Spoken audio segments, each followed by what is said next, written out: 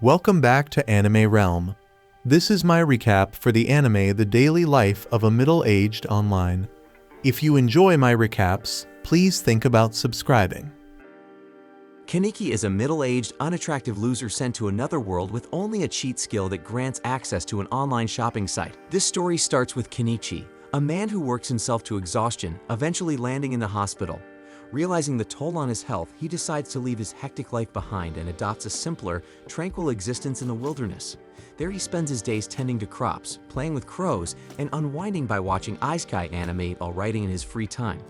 One day, as he tries to order ingredients online, Kenichi is suddenly transported to a strange and unfamiliar place. Noticing a corpse nearby, he begins to wonder if he somehow ended up in a fantasy world. Drawing inspiration from the Isekai anime he's seen, he decides to try summoning a status screen. To his astonishment, it actually works. The screen confirms he's in another world, but something feels off. Unlike the status screens he's used to seeing in shows, it doesn't display health or magic points, nor does it list any skills. Instead, it shows only two options, one called Shangri-La, so Kenichi gets curious and clicks on it and is surprised to find that it's the very same online shopping site he often used in his old world. Then the other feature available is an item box. Testing it out, Kenichi stores some nearby weeds and finds that retrieving them is just as easy. Just then, Kenichi's stomach growls loudly, reminding him of his hunger, so he decides to try ordering food from Shangri-La, but unfortunately the screen prompts him to insert money, and Kenichi has none. Thinking quickly, he comes up with an idea. He tests whether he can trade items stored in his item box for cash. Sadly, the weeds he picked earlier have no value, leaving him frustrated and empty-handed. Growing desperate, Kenichi's eyes land on the sword sticking out of the nearby corpse. Though hesitant, he decides to trade it in, and to his relief the sword fetches nearly 100,000 yen, finally giving him the funds he needs to buy food. Kenichi then takes a moment to bury the corpse and thanks it sincerely for helping him survive in this strange new world. Afterward, Kenichi uses Shangri-La to purchase a bike, sturdy boots, and a compass to help him navigate. The compass guides him as he searches for a settlement to earn some money. While taking a break, Kenichi prepares a meal using the supplies he ordered and has a revelation. He can use Shangri-La to order goods and then sell them in this world for a profit, so it's the perfect plan to build his fortune. Kenichi enjoys his meal, but his peace is shattered when terrifying monsters emerge from the forest. He gets panicked and scrambles to find a weapon on Shangri-La, and the only option is a bow, but he doesn't know how to use one. He gets desperate and opts for fireworks instead, using them to scare the beasts and buy some time. When the fireworks only provide a brief reprieve, Kenichi quickly orders a slingshot. And to his amazement, it works perfectly, allowing him to fend off the monsters, and he emboldenedly keeps attacking until the wolves retreat. With his heart pounding, Kenichi grabs his gear and flees, using a headlamp he purchased to guide him safely through the dark. By the next morning, Kenichi is relieved to see a city in the distance. On his way, he encounters a merchant named Fuyu, who offers him a ride to the city. Kenichi accepts and introduces himself to another passenger. He explains his plan to do business in the city, but Fuyu is puzzled by his lack of equipment. But then Fuyu guesses that he must be one of those special people with an item box. The other passenger, eager to demonstrate, pulls an instrument from her own item box and begins singing a song about their journey, declaring that Kenichi's story is just beginning. Once in the city, Kenichi thanks Fuyu for the ride by gifting him some pepper. Fuyu is amazed but visibly uneasy, questioning if Kenichi plans to sell spices in the city. He warns Kenichi about Bacopa, a powerful spice syndicate that holds a monopoly on the market, so dealing in spices could attract dangerous attention. Fuyu then loosens up and offers to pay for the pepper, but Kenichi insists it's a gift. But Fuyu, being a proud merchant, insists on paying, making it Kenichi's first sale. Then after Fuyu departs, Kenichi does some quick calculations and is stunned to discover just how much pepper is worth. That evening, Kenichi arrives at a restaurant that doubles as an inn, where the receptionist warmly greets him. He decides to stay the night and pays 1 silver for a room. When the girl asks him to sign his name, Kenichi realizes he doesn't know how to write in this world's language. Embarrassed, he explains that it's not because he's uneducated, but simply unfamiliar with the local script. The receptionist finds his strange attire curious, and Kenichi jokes that it's all part of his business strategy.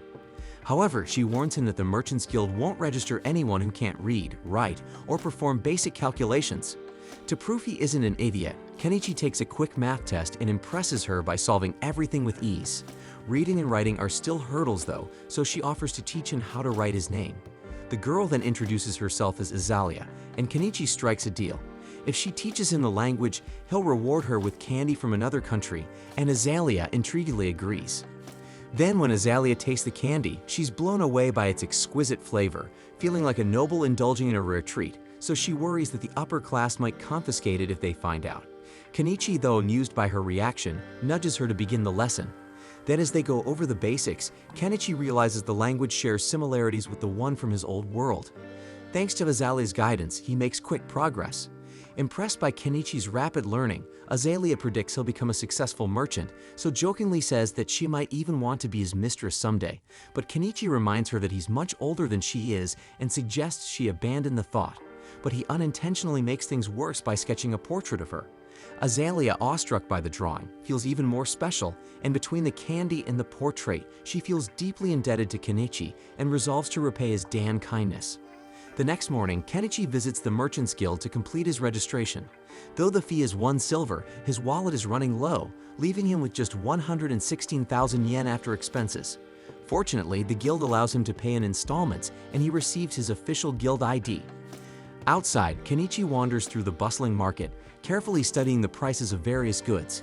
He notes that a plain plate sells for a small square silver, roughly equivalent to 5,000 yen, while 2 sheets of slightly brown paper cost 1 copper, or about 1,000 yen.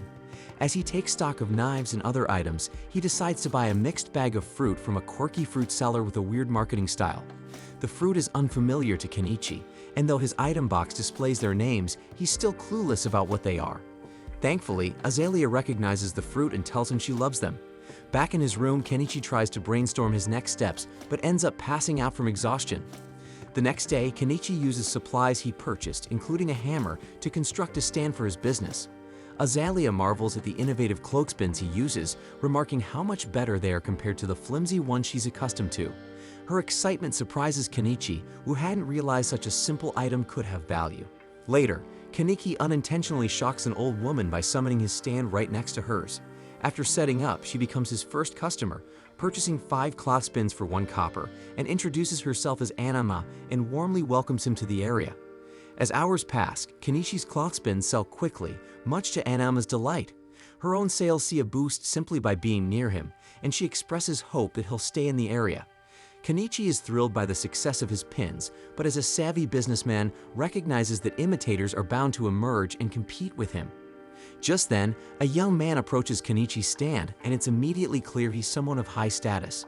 The man inspects one of Kenichi's knives, intrigued by its pristine condition. Kenichi demonstrates its sharpness, easily slicing through various materials. The knife's price of 2 silver is steep, but the man is impressed and interested. However, he finds the blade a bit too small and asks if Kenichi has anything larger. Kenichi then searches his item shop for something suitable, knowing that certain restrictions make it tricky to find larger weapons, and eventually he discovers a sword, and the young man is captivated by its craftsmanship and beauty. However, the sword carries a hefty price tag of 1 gold coin. While the man wrestles with his desire to purchase it, Kenichi wonders if he asked for too much. Still recognizing the man as a big spender, Kenichi remains confident that his business instincts will pay off. Just then, a small cat person starts sniffing around Kenichi's stand, earning scolding remarks from other catfolk for going overboard. This is Kenichi's first encounter with beast folk, and he can't help but stare in surprise. Realizing his reaction might seem rude, he quickly apologizes. One of the cats, seemingly ignoring the awkwardness, jumps onto Kenichi's stand and points at the roof, asking to buy it. Kenichi initially declines, but then he remembers he can always order more from Shangri-La. The cat person decides to buy 3 of them, and Kenichi, sensing an opportunity, offers a small discount, shaving off 1 copper from the total. However, the cats reveal they don't have copper coins and seem entirely unfamiliar with basic math. Kenichi steps in and calculates the total for them, showing off his numerical skills. Though initially skeptical, the cats are convinced when the blonde man from earlier vouches for Kenichi's accuracy. With the deal finalized, the blonde man also announces he's ready to buy the sword. That evening, Kenichi uses his earnings to pay for 5 full nights at the inn. Meanwhile, in a lavish estate, a noblewoman marvels at the clothespins her maid purchased, so she gets inspired and decides she wants to sell them through her company, and immediately seeks out her father to capitalize on the opportunity. Back with Kenichi, he prepares for a bath using a small tub he recently purchased. Browsing Shangri-La, he discovers drum baths and considers the idea of filling one with water and heating it over a fire for a relaxing soak.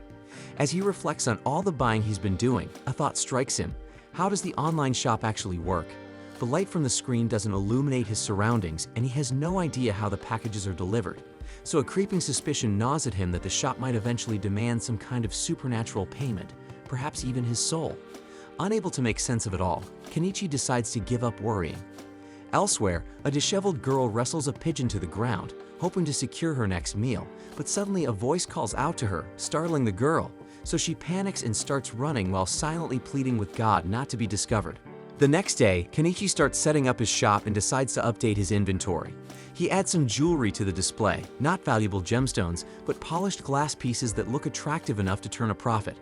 While he's arranging everything, Margaret the maid from the previous day arrives, saying she's here to buy more cloth spins.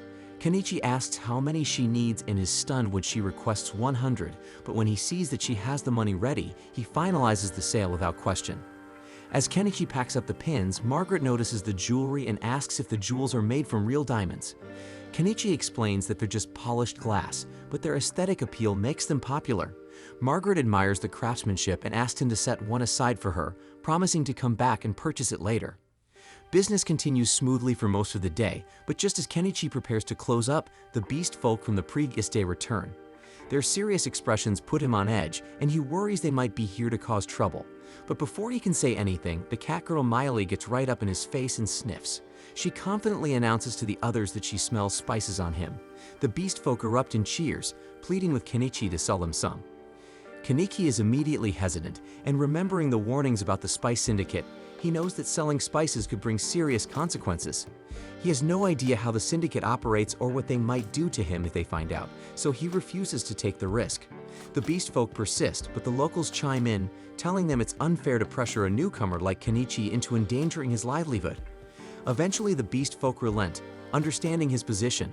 However, Kenichi comes up with a compromise.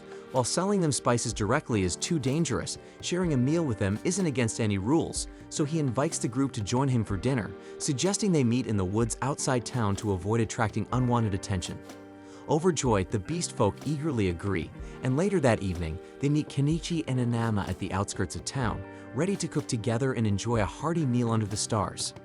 Kenichi prepares to start cooking when Inama asks if she can help. He hands her some vegetables to chop, but as soon as she looks at them, she's amazed at how vibrant and juicy they are. Kenichi explains that he sourced them from a foreign country and guarantees their flavor is as good as their appearance. While the two of them work on the veggies, Miley and the other beast folk are busy by the river, successfully catching a decent haul of fish to add to the meal. Once the ingredients are ready, Kenichi begins prepping the fish, seasoning it with his carefully selected spices. He tosses everything into a pot to cook, eventually creating a dish that leaves the beast folk stunned. They've never tasted anything like it before and are deeply grateful for the meal. However, the delicious food makes them crave alcohol. Inama tries to talk them out of it, pointing out that alcohol is expensive. But Kenichi sees no harm in indulging them a little, so he pulls out a bottle of cheap booze, pours them each a small glass, and makes them promise never to tell anyone about the meal he cooked for them. Inama warns Kenichi that he might be too generous, but he insists that there's no harm in letting them enjoy themselves, especially since they seem like good people. The night becomes lively as they drink together, laugh, and even bathe in the nearby river, but eventually everyone falls asleep under the stars. Miley, who has grown quite fond of Kenichi, decides to sneak into his bedroll to look for more special spices. The next morning, Kenichi returns to the inn, where Azalea is visibly upset. She scolds him for being out all night, clearly suspicious of his activities. Kenichi tries to explain that he was just hanging out with some beast folk outside of town. However, when Azalea spots Cat Lady fur clinging to his jacket, her suspicions grow. She accuses him of doing far more than hanging out and is furious that he chose to spend his time with a cat girl over her. Later that day, we see that when Kenichi sets up his shop for another day of business, Margaret arrives, but this time accompanied by Primula. At first, Kenichi is momentarily distracted by Primula's striking beauty, but when he spots Margaret standing behind her, he remembers they must be here to buy the necklace Margaret inquired about the day before.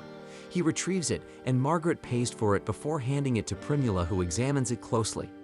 Primula is amazed by the necklace's craftsmanship, finding it hard to believe it isn't made from real diamonds, so she gets intrigued and asks if Kenichi has more of these in stock. Kenichi retrieves additional pieces from his inventory and lays them out for her to examine. Primula is impressed not only by the quality of his products, but also by the fact that he has an item box, a rarity that adds to his intrigue. She then introduces herself as the daughter of the owner of the Mallow Trading Company and expresses a desire to introduce Kenichi to her father, believing he would be interested in working with him. While Kenichi is intrigued by the opportunity to meet the head of a major trading company, he's hesitant to get involved with influential figures because he fears it could lead to complications. However, Anama reassures him, explaining that Primula's father is highly respected in town and known for his good character. Feeling more at ease, Kenichi agrees to go with Primula, and she invites him to join her in her carriage. As they travel, Primula shows Kenichi some clothespin replicas her craftsman attempted to create. While the wooden shape was easy enough to copy, the metal spring proved too complex to reproduce. Kenichi understands their difficulty, as even he doesn't know exactly how the springs are made, only that the process involves a high level of intricacy. Eventually, they arrive at Primula's home, and Kenichi is awestruck by the size of the estate. However, Primula downplays it, explaining that while it might seem impressive, it's modest compared to the mansions owned by the local nobility. Kenichi and Primula then enter the mansion and are greeted by her father Mallow, a composed and charismatic man.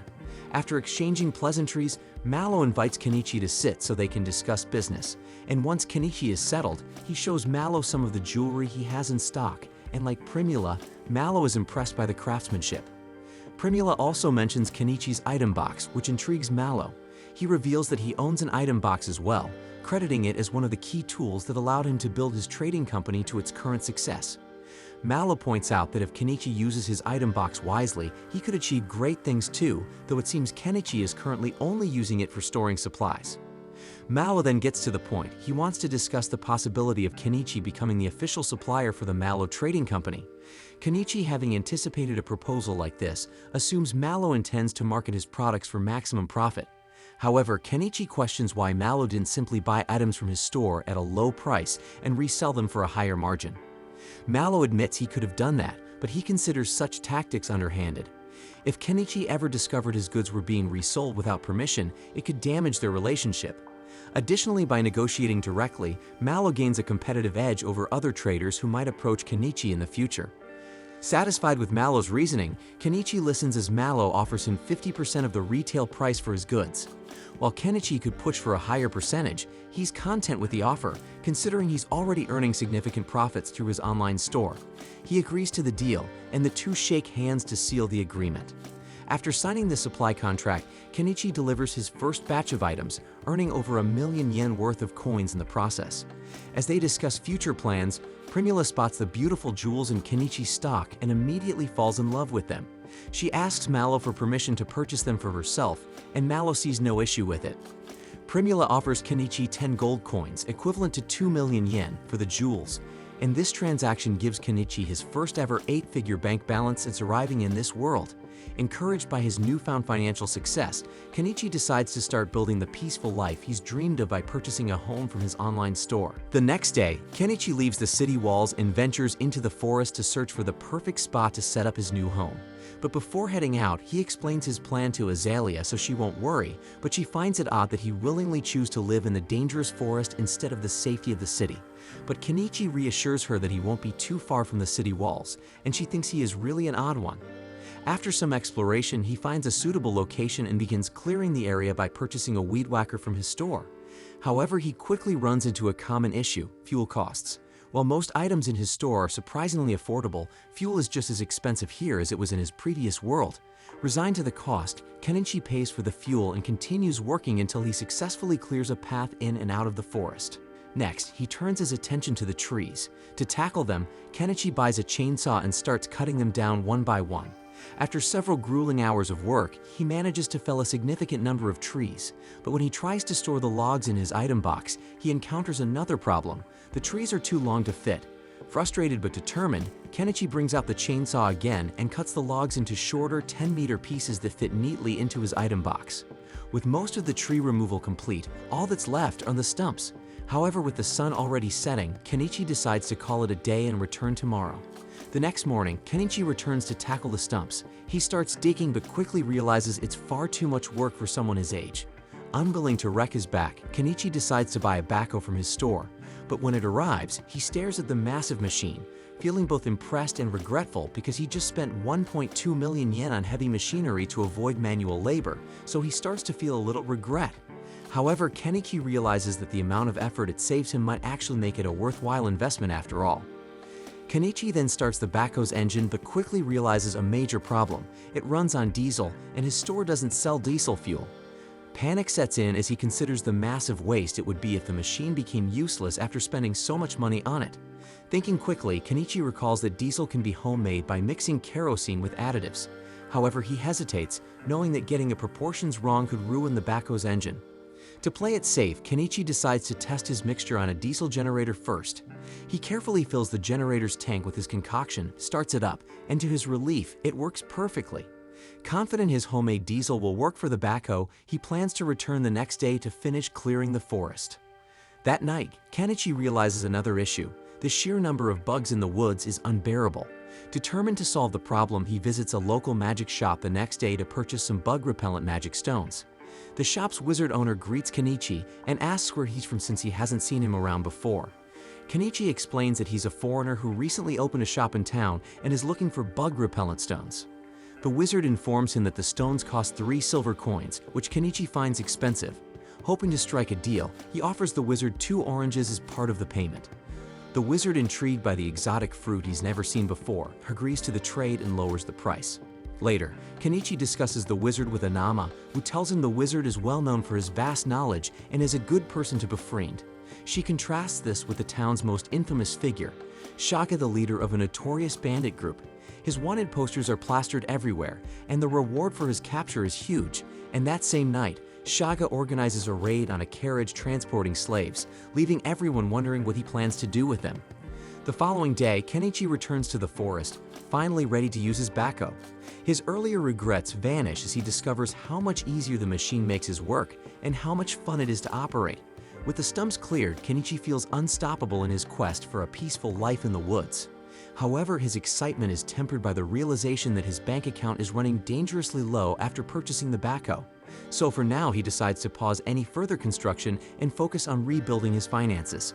The next day, Kenichi brings some sugar to sell to Mallow, but Mallow explains that while sugar and salt are extremely valuable commodities, the nation holds exclusive rights to them, meaning they can't be purchased from private sellers like Kenichi. This news is a letdown for Kenichi, as he had hoped to rake in a huge profit from selling them. However, Mallow shares some good news. Kenichi's jewelry has been a massive success. Curious to see what else Kenichi has to offer, Mallow is amazed when Kenichi unveils his latest creations. With those items sold, Kenichi adds another 3 million yen worth of gold and silver to his growing fortune. With his newfound wealth, Kenichi is finally able to afford a log cabin. The price seems like a steal, but he's shocked when the delivery arrives because it doesn't come assembled, and he realizes he'll have to build the cabin himself. While the situation is less than ideal, it explains why the price was so low. With no other choice, Kenichi starts working. Thankfully, the assembly process is straightforward, mainly involving putting together wooden planks. And by sheer luck, the beast folk were hunting nearby, and when they saw him, they stopped by to lend a hand because they were grateful for the kindness Kenichi had shown them before. As the construction progresses, Kenichi continues running his stall, and weeks fly by. To support the beast folk helping him, Kenichi buys a grill to keep them fed and a one-man tent to camp out near his build site. And after nearly a month of effort, the cabin is finally complete. Kenichi has the beast folk to thank for their hard work, and they celebrate together. To make his new home comfortable, Kenichi buys essentials like a bed and blankets for proper sleep. He starts thinking about additional improvements, like electricity, painting the walls, and fixing the roof. Over the next month, Kenichi makes significant progress. He builds a garden with a sturdy fence and sets up a bathroom that recycles waste into fertilizer. The toilet alone cost him over 200,000 yen, while he spent 30,000 yen on a kitchen sink. And for electricity, Kenichi installs 20 solar panels connected to a battery system, which set him back nearly 400,000 yen. His favorite purchase, however, is a drum bath he bought for 25,000 yen. Although he has to haul water from the river using gasoline tanks, the joy of taking his first proper bath since arriving in this world makes it worth every effort.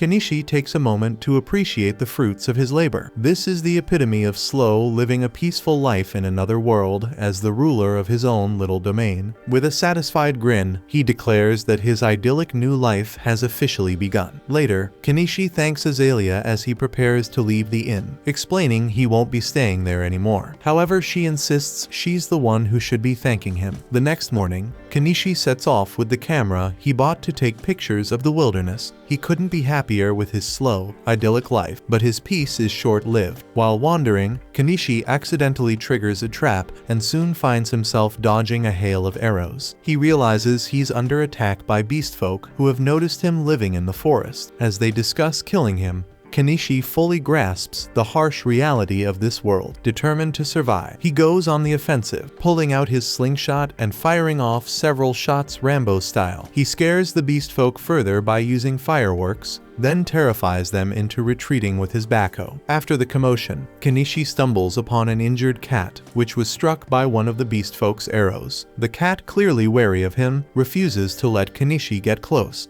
Knowing the animal could be dangerous, Kenichi devises a solution by buying some floor cushions and a neck guard for protection. With his gear in place, he carefully removes the arrow and disinfects the wound. He also administers antibiotics to prevent infection and gives the cat painkillers to ease its suffering. Kenichi worries that the cat might not survive in its current state, so he attempts to put it in his item box, only to discover it doesn't work. Left with no other choice, Kenichi brings the injured animal back to his home, and there he buys it a pet blanket and sets up a space for it to recover. Unfortunately, the cat barely moves, leaving Kenichi uncertain whether it will make it. Hoping for advice, he visits the old mage to ask if he knows how to heal the cat, but the mage only suggests selling the hide for profit. Anama doesn't have any solutions either, but Miley offers some helpful information. She explains that bobcats are revered as messengers of the gods and expresses her desire to see it. Returning home, Kenichi is relieved to see that the cat has started eating.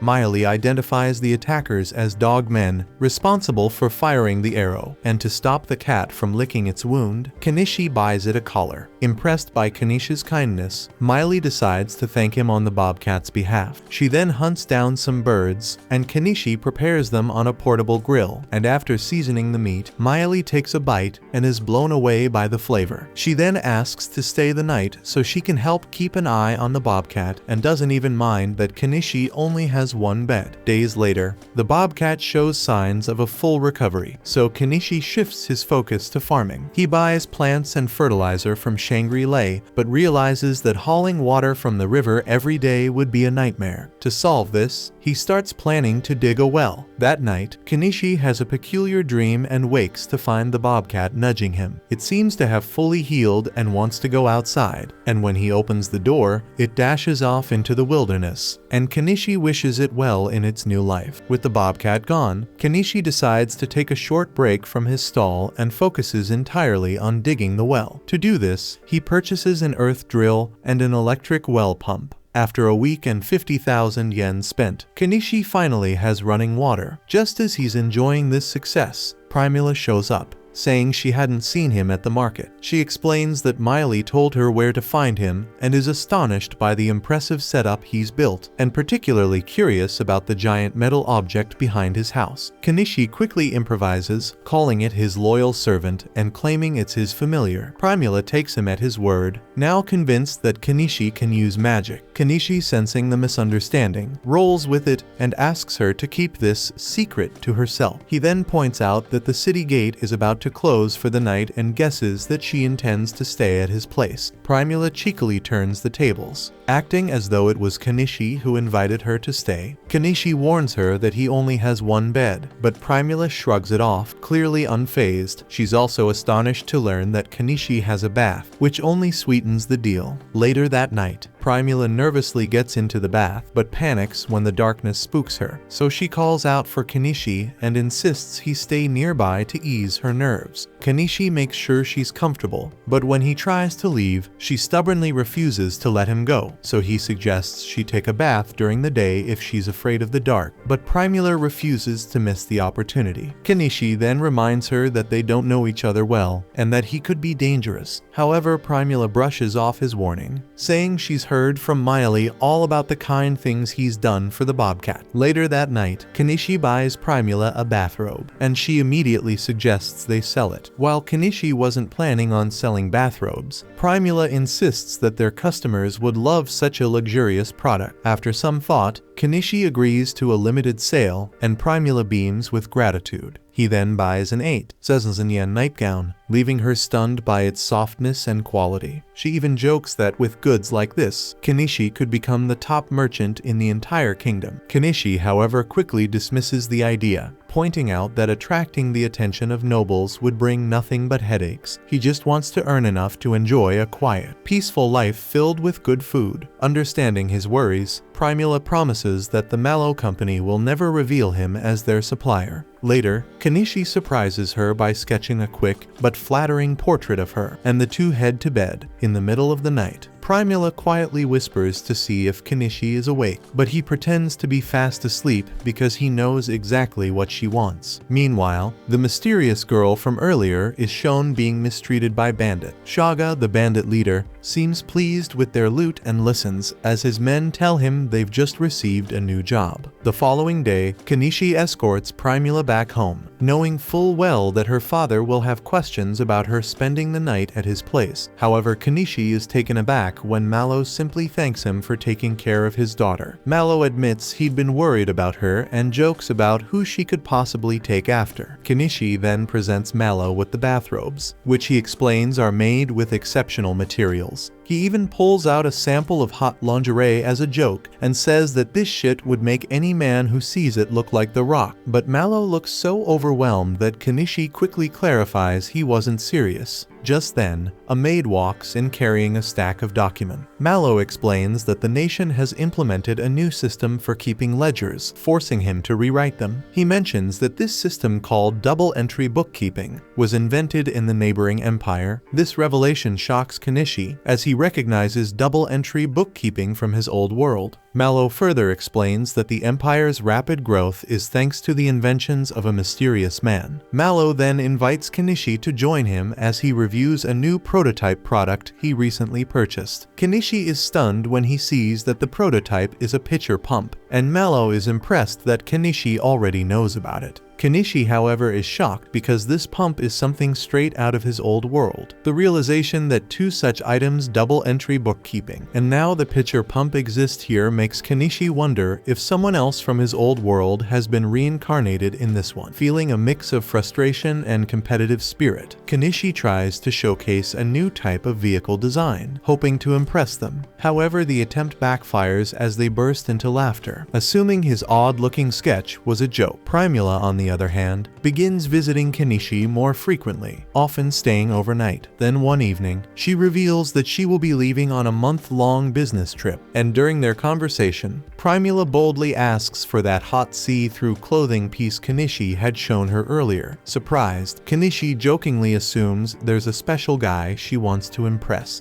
Primula confirms this and adds that he's here right now. Kanishi, in his humble manner, assumes she means him but tells her to value herself more and not fall for an older guy like him. Primula, however, is steadfast, explaining that even her father doesn't mind her spending time with Kanishi. Confused but too tired to argue, Kanishi decides to put the conversation on hold, so Primula asks him to sleep in the same bed for the night. Begrudgingly, Kanishi agrees, but he's still baffled about what she sees in an older guy like him. The next morning, Primula departs for town, and Kanishi is visited by an armored man. It's the same man who previously purchased a sword from him, now introducing himself as Paul. Paul explains that he's investigating rumors about a strange man living deep in the forest, then begins asking questions about Kanishi's peculiar tools and setup. Kanishi brushes off the questions, attributing everything to magic, which prompts Paul to ask if Kanishi is a mage, and to ensure Paul keeps quiet, Kanishi gives him a stack of steel as a bribe. explaining that he's out of swords, but Paul can take the steel to a blacksmith to have one made. Grateful for the gift, Paul decides to share an intriguing rumor he's heard. He tells Kenichi about a mage in the Empire who has demonstrated a bizarre, unheard of spell. This spell apparently creates a large amount of a yellowish dipping sauce that the mage refers to as mayo something. Kenichi's jaw drops as Paul confirms that it's called mayonnaise. Furthermore, Paul adds that this same mage is rumored to have taken down a ferocious dragon. Kenichi is dumbfounded, wondering not only how someone could defeat a dragon with mayonnaise, but also what kind of person managed to reincarnate into the Empire. The story unfolds as the scene shifts to a month after Primula's departure.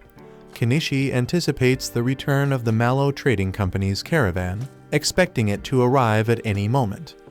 Planning to stop by later to meet Primula, he suddenly noticed some commotion in town and decided to check it out. From the chatter around him, he learned that a caravan had been attacked and Primula had been kidnapped. Looking around, he spotted Mallow pleading with passing adventurers for help, but no one was willing to step in since the culprit was Shaga. Even the guild and the knights refused to assist, claiming they needed several days to prepare. Seeing Mallow in such despair, Kenichi couldn't help but feel sorry for him. The crowd around them didn't seem interested in challenging a bandit leader with 50 men under his command, choosing instead to hang back and watch, while Mallow continued to cry out for someone to save his daughter. Elsewhere, Primula was thrown into a cell. She demanded to know what the bandits planned to do with her, and Shaga smirked, telling her that with a hot body like hers, it was no surprise that some perverted noble wanted her for himself. Back in town, Mallow had now turned to Kenichi, desperately begging him for help. Kenichi hesitated for a moment, but ultimately assured him that he would rescue Primula. He knew he was being reckless because there was no way someone with his limited combat experience could take on an entire band of bandits. But there were moments in life when a man simply couldn't back down, so he told Mallow that he would need money to make the necessary preparations, and without hesitation, Mallow handed it over. Meanwhile, a few catfolk who had been observing the situation quickly ran off to find Miley. Mallow then informs Kenichi that the bandit base is roughly 40 leagues west, hidden in the old ruins of a castle on the mountainside. Kenichi realizes that if it's 50 kilometers away, he's going to need a ride, so he decides to buy a truck. He then asks everyone around him to step back as he prepares to use summoning magic. When they do, he buys the truck, and as it appears, he climbs on top, explaining to the stunned onlookers that this is a metal carriage that follows his commands. He then asks if anyone is willing to join him on this mission, offering weapons and pointing out the high bounty on Shaga's head. He insists that, with a proper plan, they can take them down. However, no one steps forward, believing they stand no chance against a band of 50 men, and they back away, unwilling to take the risk. As Kenichi prepares to leave, a bobcat suddenly jumps onto his truck, and he realizes that it wants to accompany him. He thanks it, appreciating the support. Just then, the catfolk arrive, relieved that they made it in time. They inform him that they will be joining his mission, and he expresses his gratitude. He then hands them weapons, arming them with axes and long machetes, and he gives Miley a bow. At that moment, Paul arrives and offers to join them, and Kenichi is pleased to have him but questions why he's in full armor. So Paul explains that he went to retrieve his sword and decided to put on his armor to fully prepare for battle. He unsheathes his blade, and Kenichi instantly recognizes it as being forged from the steel he had given him. Paul then mentions that taking down Shaga and his gang would be an ideal first mission for his wolf fang, and suddenly, the old mage steps forward, offering to join them as well. Kenichi hesitates, telling him this mission isn't suited for an old man, but the mage merely smirks and fires a fireball into the air. He declares that he was once an adventurer and assures Kenichi that he will be a valuable asset in combat. He also admits that he is curious about the unique magic Kenichi wields. Seeing his capability, Kenichi decides to bring him along. Just then, Anama approaches, asking to accompany them. Kenichi reminds her that they are heading into battle, not on a trading journey. However, Anama insists that while she may not be useful in combat, she can still prepare their meals. Seeing her determination, Kenichi agrees to let her come. He then turns to the gathered townsfolk and adventurers, offering them one last chance to join, but they are unwilling to get involved, so they quickly vacate the area. Just then, Mallow desperately asks to go with Kenichi, but Kenichi refuses, telling him that he should focus on getting his wound treated first. He reassures him that Primula will return home safely, and hearing this, Mallow is relieved, though still visibly worried about his daughter. Afterwards, Kenichi registers himself at the Adventurers Guild, paying a single silver coin for the registration, and formally submits a request to take down Shaga. We then see his group heading out of town, but as they pass through the streets, murmurs spread among the townspeople. Many believe that Kenichi and his group are simply going to take Mallow's money and flee, convinced that a handful of amateurs stand no chance against Shaga. But despite the doubtful stares and whispers, Kenichi ignores them, keeping his focus on the mission. Meanwhile, at the bandit hideout, Anemone hands Primula a piece of bread for lunch, but Primula quickly notices that Anemone looks just as hungry as she is, so without hesitation, she tells her to eat the bread instead. As Anemone eats, Primula asks her if she is also being held captive, and she nods. With a reassuring smile, Primula tells her not to worry, promising that they will get out of there together. Anemone looks at her doubtfully and asks how that's possible, so Primula simply states that someone will come to help them, and when Anemone asks if she means God, Primula sees the hope in her eyes and nods without further explanation. Back on the road, Kenichi and the others continue their journey, and as night falls, they set up camp and prepare dinner. Kenichi makes a simple vegetable soup, but as they eat, the catfolk notice the bobcat enjoying some cat food. Curious, they ask Kenichi if they can try some, and he hands them a portion. To their surprise, they find it delicious. Seeing their reactions, the old mage gives in to his own curiosity and takes a bite, only to realize that he likes it as well. After their meal, Kenichi gathers the group and explains the strategy to take on the bandits. Everyone listens carefully, and no one raises any objections to the plan. Aware of her own limitations, Anama volunteers to stay behind, knowing she would only slow them down. Later, Miley moves ahead to scout the enemy base, using a transceiver that Kenichi gave her, and when Kenichi speaks to her through the device, she gets amazed. Kenichi then explains that it's a magic item that enables long-distance communication. The old mage, watching closely, remarks that even the Empire likely doesn't possess such technology, so Kenichi tells him to act as if he never saw it. With Miley now scouting ahead, Kenichi decides it's time for the rest of them to move. But before they depart, Kenichi turns to Anama and instructs her to return to the Adventurers Guild if he does not return within a day. He tells her to report that the mission to defeat the bandits has failed, and she nods in understanding. As they approach the bandits' camp under the cover of night, Miley scouts ahead and reports back to Kenichi. She spots guards stationed at the watchtower, while the rest of the bandits are inside getting drunk. Seeing this as the perfect opportunity, Kenichi decides it's time to strike. Realizing he's about to dive into his first real battle, one of the cat folk hands him a nut to eat. Without thinking much of it, he pops it into his mouth only to discover too late that it's some kind of drug. A wave of euphoria washes over him, leaving him feeling absurdly happy despite the impending danger. With adrenaline and whatever strange substance now coursing through his veins, Kenichi jumps into his truck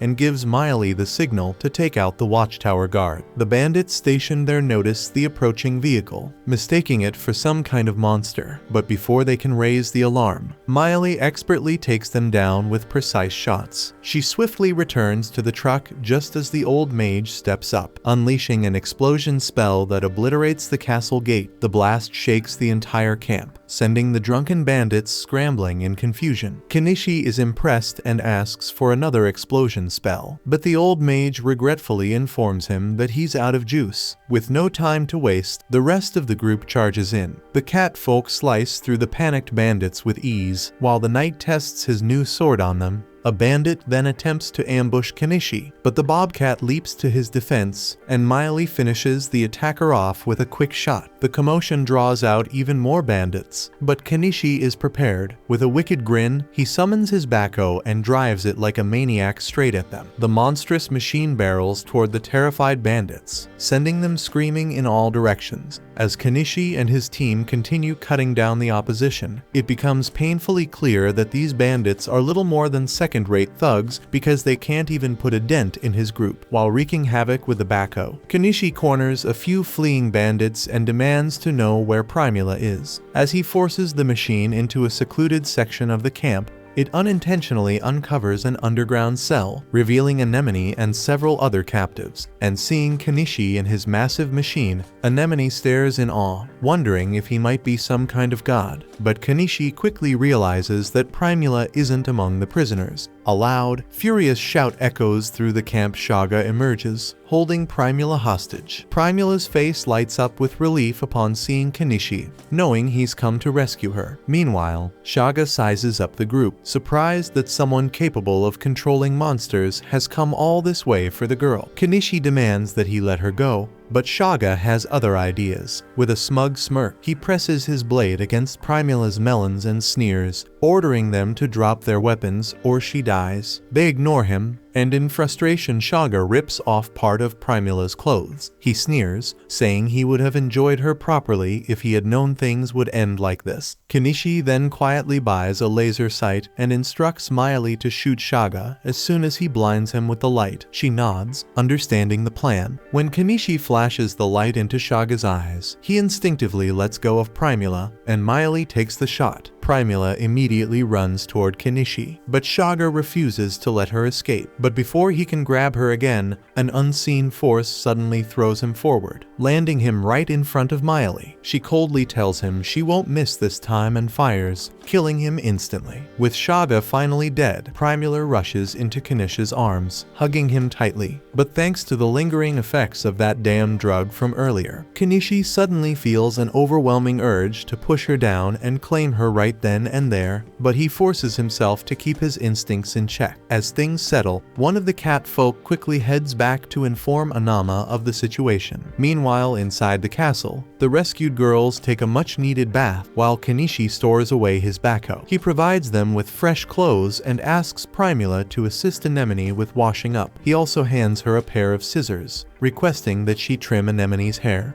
Seeing the scissors, Primula's merchant instincts immediately kick in, and she asks if she can sell them through her company. In her excitement, she accidentally lets her towel slip. While Kenichi thinks she truly has the mind of a merchant, the other girls quickly alert her, and she gets embarrassed. After their bath, the girls emerge looking refreshed, and Anemone appears completely transformed. Kenichi introduces himself and asks for her name, and as they talk, the group pieces together that a noble was behind the kidnapping. Anemone then hands a letter to Paul, and upon reading it, the old mage realizes why the guild and the knights delayed taking action. It was because of noble interference. Kenichi praises Anemone for her bravery in revealing this information. Later, Anama arrives at the castle, relieved to see that everyone is safe. She notices how small Anemone is and comments that the girl is the same age her child would have been if they were alive. Kenichi is surprised to learn that she once had a child, and Anama solemnly explains that she did, but she passed away during the plague. That night, as everyone settles in to rest, Kenichi lays down exhausted. He notes that there was some grim discussion earlier about disposing of the bandit corpses, but he's too damn tired to think about it now. And with that, he drifts off to sleep, ready to return to Dahlia in the morning. Later, we see Kenichi and his crew returning to town, where Mallow and the rest await them with eager anticipation. Pulling up in their truck, Mallow's face lights up as he sees his daughter dashing toward him. In a heartfelt reunion, they embrace tightly, both relieved and delighted that everyone is safe. Mallow's eyes are drawn to the stylish blouse that Primula is wearing, and Primula reveals that it was a gift from Kenichi, and they both agree that the blouse is quite valuable and bound to fetch a handsome price. Kenichi, unsurprised that even in these circumstances, business talk finds its way into their conversations, listens as Mallow expresses his gratitude for rescuing his daughter. Mallow then asks if Kenichi has secured the loot in his item box, and Kenichi says that he did. The narrative then flashes back a bit to reveal that the catfolk had once asked Kenichi to store the bandit heads in his item box. They explained that returning the severed heads was essential to prove that they had vanquished the bandits, and given the enormous bounty this time, it would also serve to verify his identity by face. Although it seemed a bit odd for his first time handling such a task, they assured him that he would soon get used to it. Miley warned him that the heads tend to start smelling as time passes, making it challenging to carry them in the usual way. Luckily, his item box made this a non-issue. Kenichi mused that he should have expected such peculiarities in this other world and proceeded to stow the heads away in his item box. He also mentioned that he had gathered various items stolen by the bandits from their hideout, about 100 gold coins, along with assorted rugs, pottery, gems, swords, and other valuable treasures. He recalled that before leaving the bandit hideout, he had asked the girls if they wanted to return home, offering them a ride. Some of the girls admitted that they couldn't go back since everyone they knew at home had perished. Seizing the moment, Kenichi asked if they would prefer to come with him to Dahlia instead. They agreed,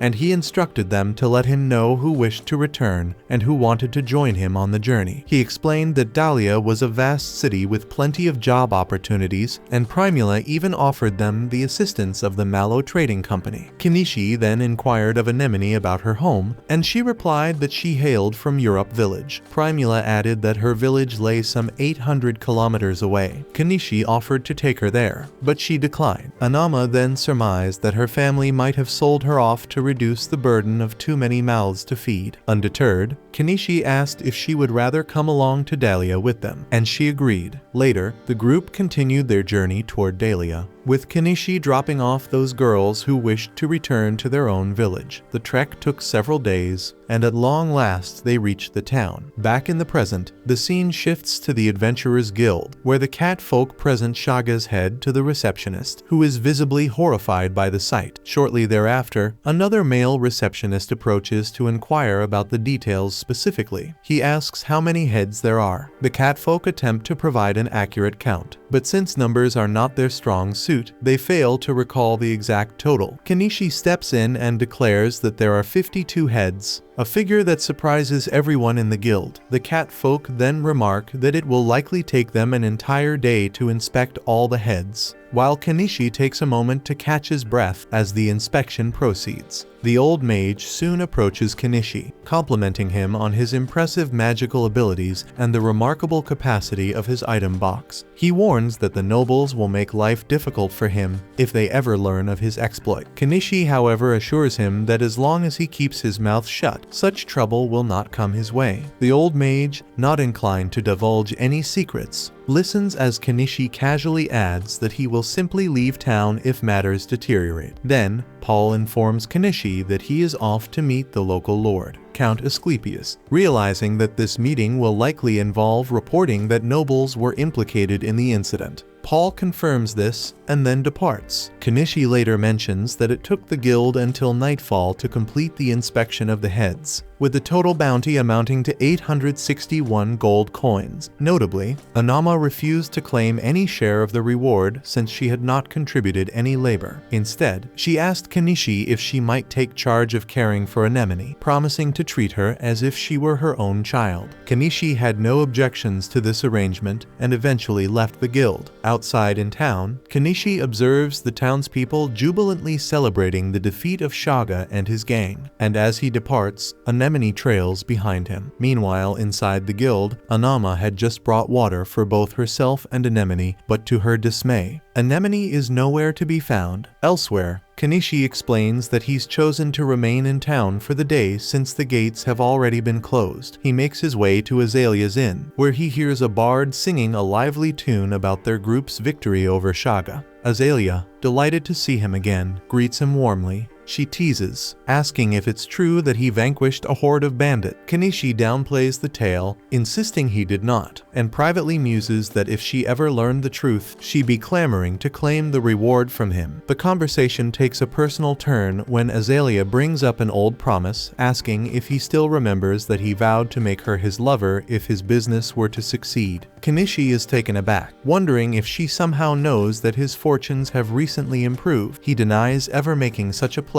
and in return asks if she might spare him an empty room. With a hint of playful theatrics, she feigns tears and questions whether she was nothing more than a fleeting dalliance in his eyes. Tired to continue this shit show, Kenichi retreats to his room, silently thinking that it's only a matter of time before the nobles catch wind of his exploits. That night, as Kenichi slept, Azalea quietly slipped into his bed. Even though he mumbled that he was utterly exhausted from the day, she began to undress, intent on pursuing their intimacy. But their damn moment was abruptly interrupted when Anemone entered the room, causing them to immediately cease their love actions. The next morning, Kenichi reveals that in the end, Anemone decided to stay with him. He then heads over to Anama's shop, intending to hand her off to her rightful care, but to his surprise, she isn't there. Undeterred, he sets about his daily errand. First, he stops by a weapon shop, where he sells the arms he had recovered from the bandits for a total of 32 gold coins. Next, he offloads a collection of vases and assorted valuables to the Mallow Trading Company, netting him 35 gold coins. Finally, he takes some furniture to the old mage's shop and earns another 22 gold coins from the sale. In the end, the total reward came to 89 gold coins, which they divided evenly 7 ways, each person pocketing 12 coins. Kenichi decided to present the dresses to Anama and the other women who had stayed behind, and afterward he headed back to his house. There, they found Anama waiting, delighted to see that Anemone was safe. Once inside, Anama discovered that Anemone wished to remain with Kenichi. She told the girl that if she came with her, she'd learn the ins and outs of running a business. But Anemone refused. Kenichi then asked if she was absolutely sure. When she confirmed, Anama agreed to let her stay with Kenichi for now, promising that she could always return if things got too rough. Later on, Kenichi escorted Anama to a carriage bound for town and then returned to his own home, where he asked Anemone why she wanted to stick with him. She admitted it was because he had fed her until she was completely satisfied, and they later enjoyed a hearty dinner together. Following dinner, at Anemone's insistence, they took a bath together and eventually spent the night in each other's company. However, later that night, a group of shady-looking men prowled around Kenichi's house to keep an eye on him, and he ended up having a terrible nightmare that left him waking in distress. About half a month later, news came that Paul had been elevated to Baron for his role in defeating Shaga. He was given charge of a small territory, tasked with recruiting new settlers, and even on the lookout for a wife. There were even rumors circulating that a noble had been stripped of their rank, something Kenichi found hardly surprising, given that bandits had been hired to kidnap Primula. Not long after, while out in town, they noticed a peculiar bicycle rolling by, which Anemone identified as a dray sign. Kenichi recalled that initially, Mallow and Primula had laughed at his idea. However, once the dust had settled after the Shaga incident, they recognized his foresight summoning him later. They gave him 5 gold coins for his idea, apologizing for their earlier mockery and even purchasing the rights to the dray sign. Soon after, Kenichi sensed someone was tailing him, though he couldn't pinpoint any suspicious figure, yet he was sure he was being followed. Eventually, the guild managed to wrap up all their paperwork and distributed the reward. Kenichi used his share to repay the funds he had borrowed from Mallow for his preparations, and he split the remainder among the women he'd rescued. In the end, only a single coin remained, which he handed over to Anama, and then she offered Anemone a fruit to eat. And then once again, Kenichi sensed someone was watching him, and this time he pinpointed the culprit. Grabbing Anemone's hand, he bolted from the scene, only to notice an entire group in hot pursuit. He dashed through narrow alleys, deliberately knocking over boxes to slow them down. Yet his escape was thwarted when a carriage intercepted him and the pursuers managed to capture him. They ordered him to climb aboard quietly, explaining that their employer wished to meet him. While feigning compliance, Kenichi quickly purchased some firecrackers and lobbed them into the carriage and around the chasing men. The resulting commotion gave him the perfect opening to slip away from under the carriage. Even as they continued to chase him, he procured a crossbow and successfully intimidated them into retreat with his threats. Just then Mallow arrived, inquiring about the commotion. Kenichi and Anemone boarded Mallow's carriage, briefing him on the men chasing them. Mallow surmised that the anti-monarchy faction was likely behind the pursuit and advised Kenichi to seek help from the local lord, and he's a man known for his decent nature. Although Kenichi trusted Mallow's judgment, he suspected that the lord would inevitably impose taxes in exchange for his assistance that he'd find impossible to decline. And then he alighted at the edge of town. Meanwhile,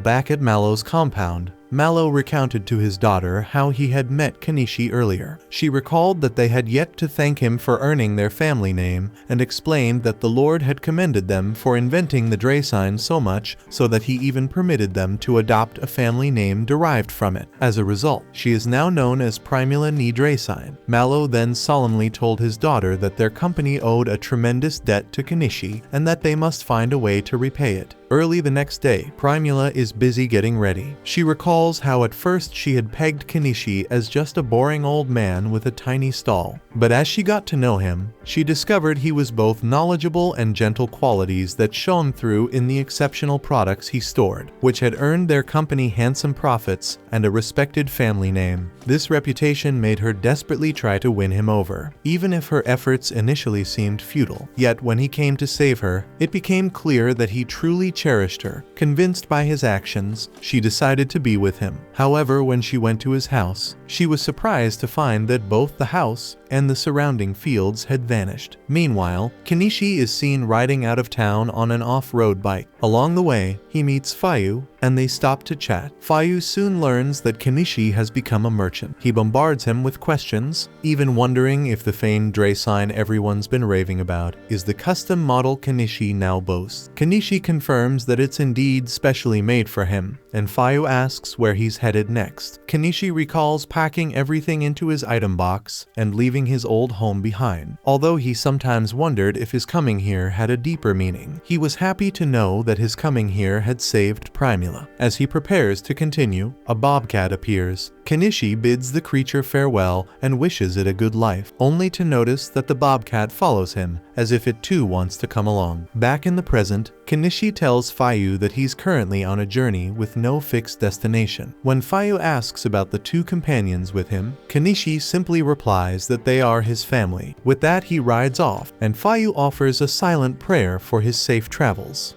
Later, we see Kenichi at a serene riverside where he is engaged in fishing. And while cooking his fresh catch over a modest fire, he explains that they are in search of a new place to call home. He notes that they're currently about 100 kilometers from Dahlia, with the town of Astrantia lying just 5 to 6 kilometers ahead. Then once his fish soup is ready, Kenichi serves it to Anemone and his bobcat, commenting that this laid-back, unhurried lifestyle truly exemplifies as slow living. He also mentioned that earlier Anemone said that she was 12 years old, but he remains somewhat unconvinced, as she appears rather slight for that age. Soon after, we see Kenichi flying a drone, which excites Anemone. She wonders if it might be a form of magic. Kenichi confirms that it is indeed magical and muses that they need to find a permanent place to settle down. Observing that the river they are camping near flows into a lake, he decides to head over there with his companions in search of an ideal spot to establish their base. Riding his bike to the lake, they eventually discover a promising location. To playfully impress Anemone, Kenichi pretends to cast a spell to summon his house, and to her delight, his house materializes. Once everything is in order, Kenichi begins pondering a name for the bobcat. After several attempts, he settles on Vel, short for velvet. Later, we see him teaching Anemone how to read and write, and it's clear she's quickly catching on. He then moves on to instruct her in mathematics, though like most children, she isn't particularly fond of math. As she works on some problems, Kenichi contemplates his need for an alternative fuel source, given that kerosene is expensive. He remembers a segment he once saw about biodiesel made from used cooking oil and decides to explore the idea further, purchasing several books on the subject. We then see Kenichi immersed in reading these books when Anemone asks what he is doing. He explains that he's studying the texts, and she expresses her desire to read as well. However, he points out that the books are in a language she isn't yet familiar with. Undeterred, she shows willingness to learn, and Kenichi starts teaching her Japanese. The next day, we see Kenichi carefully draping camouflage over his solar panels. Suddenly, he hears rustling from the bushes, and thinking a monster might be lurking, he readies himself for battle. To his surprise, it turns out to be Maeli, who leaps out with a bright smile. She chides him for leaving her behind and explains that she had to work hard to track his scent and make it here. She then joins up with Anemone, who is equally delighted to see her, and Kenichi announces that Miley will be staying with them from now on. Later, as they enjoy lunch together, Kenichi asks Miley if Dahlia has remained the same since he left. She recalls that while she was in town, Paul proposed to Primula, which prompts Kenichi to remark that it's fitting she's marrying someone her own age, though he grumbles about missing the ceremony. After lunch, they all take a bath and later settle down to read picture books. Miley laughs that even she can understand the stories, thanks to the illustrations, and Kenichi muses that such picture books might be a promising product. Uncertain about crafting books based on fairy tales from his own world, he asks the girls if any familiar tales exist here. They list several, and Kenichi grows curious about one titled The Forest Elf. Anemone explains that the story tells of an elf living deep in the forest who falls in love with a human prince, a union vehemently opposed by both elves and humans. The elf nearly meets her end at their hands, but thanks to the fairies, she escapes and eventually finds happiness in the realm of the fairies. After their conversation, Kenichi is seen finishing a drawing for a picture book based on this tale. He then uses a printing machine kit to produce a copy of the book. The girls are amazed by the result, and he then binds the pages with another machine. Finally, he presents a copy to each of them,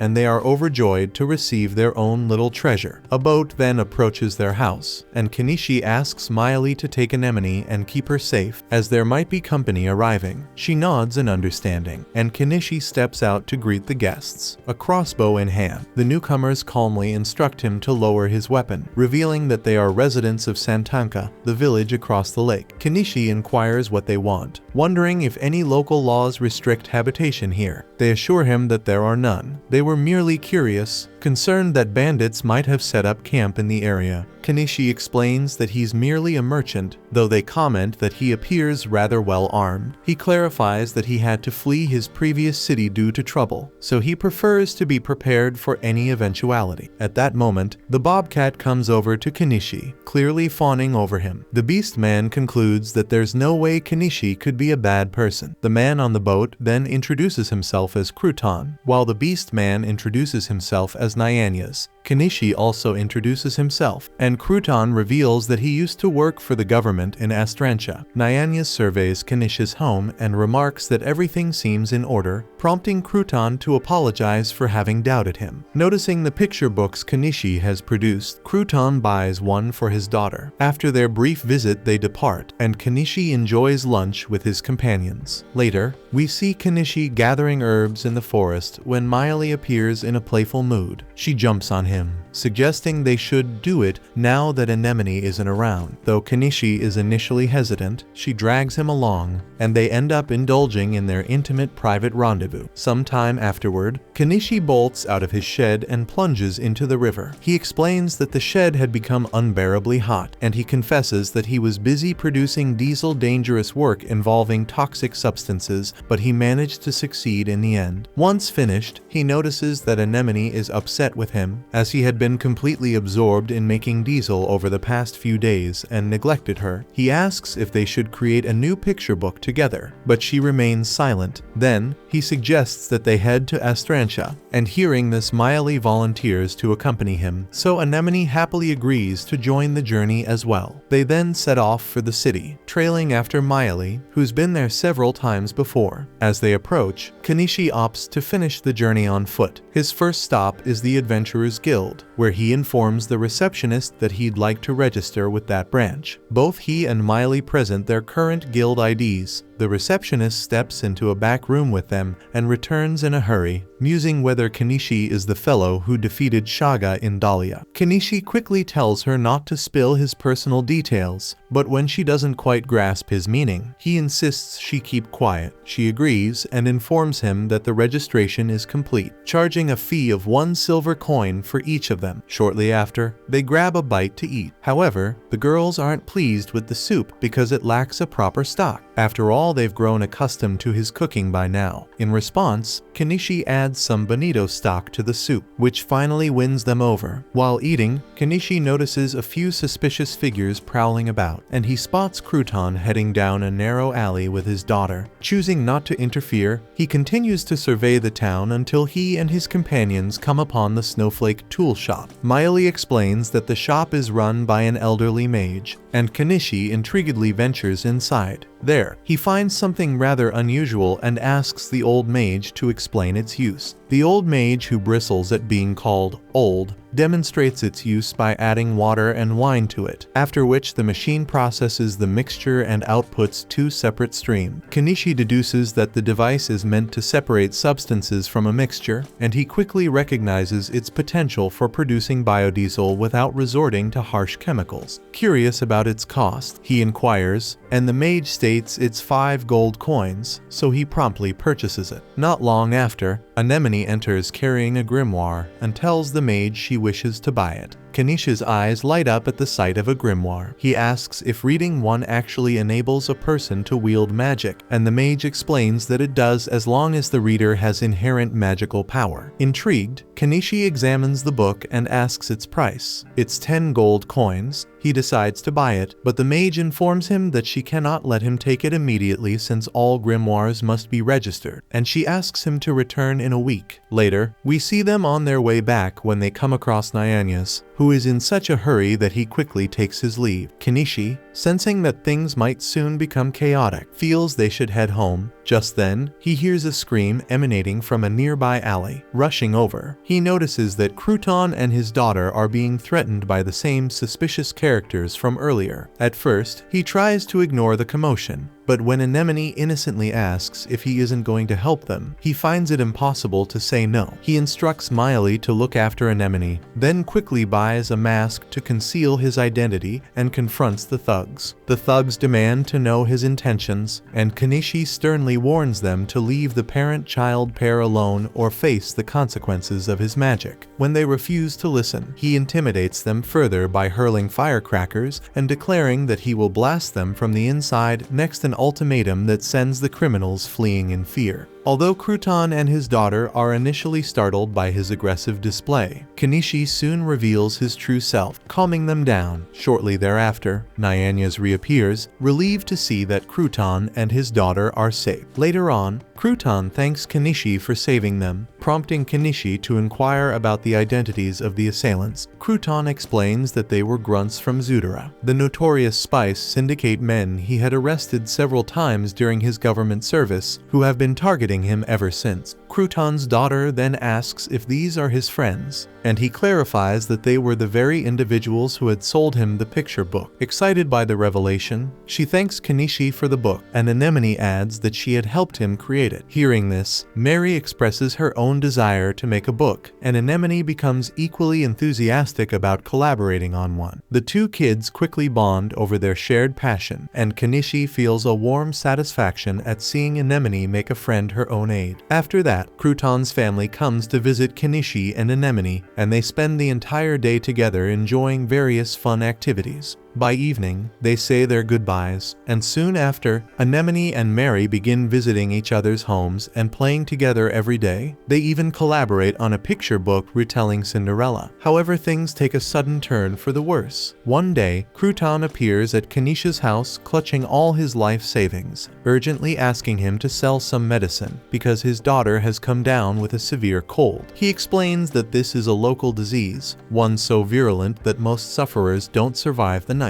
Miley suggests he visit the old lady mage for her healing magic, but Crouton lacks the funds for that treatment. Instead, Kenichi provides him with a cold remedy meant for children, instructing him to give it to Mary and leaving the remaining cost on himself. Crouton departs, and Kenichi sets off on his bike. Later, the old lady mage checks on Mary and reveals that her illness is called chicory fever. She explains that her healing magic isn't effective against this particular malady, which can only be cured with the seeds of chicory blooms found near the spring that feeds the river. Determined, Kenichi decides to gather the seeds seeds immediately, and Crouton volunteers to accompany him. Although Kenichi warns that the journey will be dangerous, Crouton assures him he won't slow them down. Nyanez also decides to join the expedition. The three of them prepare to set out, and the old lady mage reminds them that she needs the seeds by tomorrow morning. Understanding the urgency, they embark on their quest. But unbeknownst to them, the thugs from earlier are secretly watching them, pleased to have found Crouton's home, and anticipating that the situation is about to get even more damn interesting.